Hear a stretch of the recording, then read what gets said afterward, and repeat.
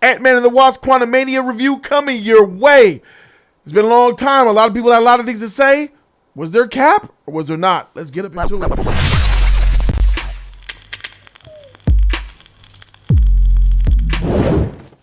What's good? It's your boy Jody Joe. Thank you guys so very much for being here. I'm Jody Joe.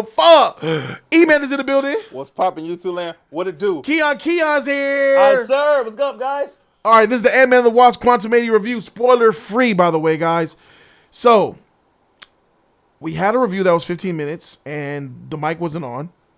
Being 100 with y'all. And now I know some mistakes not to talk about.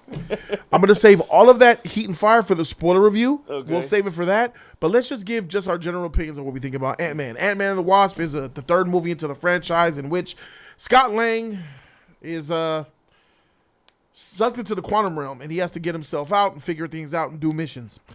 Michelle Pfeiffer is in this, and she has a prominent role. Kang the Conqueror is the big bad, and a lot of shit happens. But almost nothing happens, if you know what I mean. Overall, this movie is... I came in here with low expectations. I went flat and then lowered my expectations. And I got to say that somehow this movie subsided my expectations, and it's not something that... It's not a movie that I like. 90% of this movie was CGI.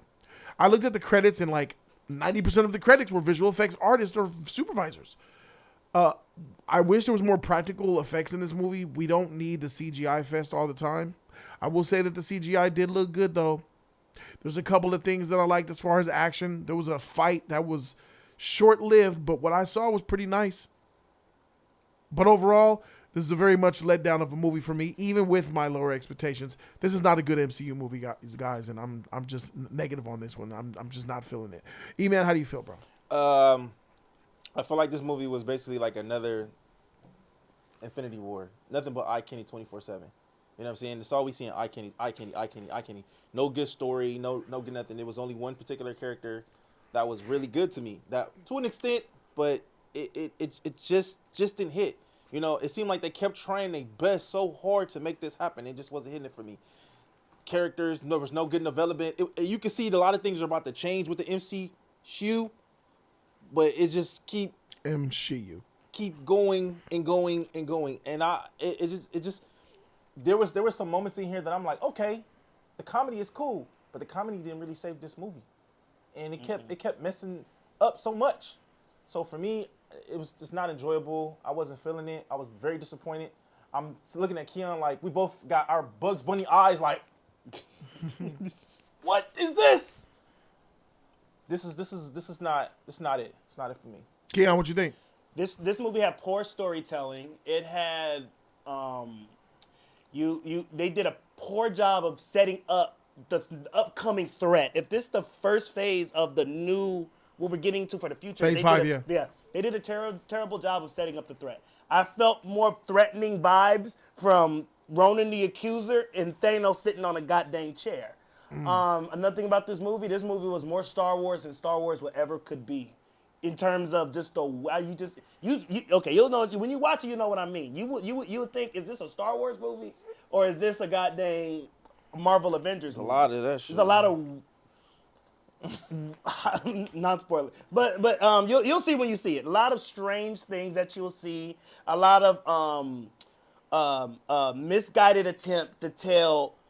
There's expedited storytelling in this that nobody really buys. You don't buy Kang as a conqueror, for me, at least in my opinion. And then this movie is forgettable. I don't recommend a buy. Don't rent it. Don't just wait till it come out on streaming services for free. Arrgh, One Piece. Yeah, guys, the spoiler review are gonna give more details and stuff, but this is very much spoiler free. I'm negative on this movie. I don't think this is a good movie. And there it is. I believe that this movie is the wrong movie to start off Phase 5. I believe that somehow they made this movie so simple that even children can understand it, which is a good thing for them, right? This is not a big complex movie like people are making it seem. This is a very simple movie, and you can pull a couple of strings and completely unravel the plot of this movie. A couple of things happen in the movie. More than a couple of things happen in this movie where made me scratch my head. Like, I'm like, what? That doesn't make sense. Even by the laws of what you say, how is that possible? No. Why? Didn't you? Huh? It's a lot of that. So this movie, it really shines when you forgive a lot of its mistakes.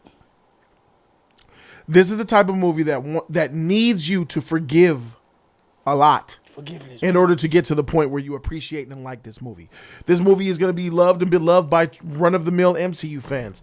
This is very much Kevin Feige with his hands not on the wheel. This is for the typical MCU fan, but anybody that has a critical mind or a comprehending brain when they watch these movies will find some problems with it, and some will find some serious problems with it. And even some of the will really see this movie for what they're doing. And I'm going to talk about that later on in the spoiler review. But, guys, that's where we are on this bad boy. Let us know in the comment section what you guys think. Definitely one of the bottom tier MCU movies. But then that's a typical Phase 4, Phase 5 thing. That's modern day Marvel right now. Let's hope they get it together. Thank you guys so very much for watching. I'm Jody Joe, and I'm out this thing. Deuces.